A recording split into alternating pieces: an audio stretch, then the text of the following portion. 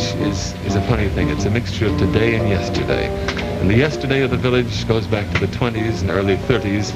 About that time, a man who has the same feeling for the village that Ziegfeld had for Broadway came along, Max Gordon, who has the Village Vanguard, one of the great showcases for young talent. Max, come over here. All right. Say hello. Nice Max to Gordon. see you, Hart. How are you? Hi, Si. How are you? Nice to see you. Who were some of the people, Max, that started at the Who were some of the people? at the Vanguard? There's so many, you know. I can hardly ask you to remember them all, but a few. The last few that I can think of right off the bat is Harry Belafonte. Yeah.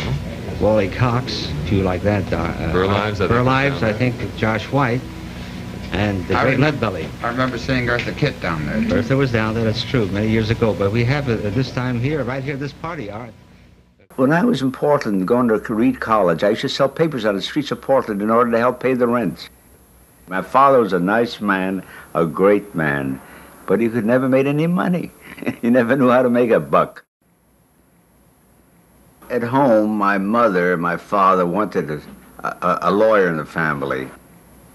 But when I got to here, I didn't want to be a lawyer. But nevertheless, in order for me to come to New York, to get away from home, I had to matriculate at Columbia, which I did. I just went through the motions of matriculating. I knew I was going to leave soon as I could. I had dreamt of the kind of place I'd like to open in the village. A quiet, gentle place. The kind of place Sam Johnson hung out in 18th century London. You dropped in, met your friends, heard the news of the day. And I found that place. An ex-speakeasy on 7th Avenue South that had been closed for alterations for 2 years.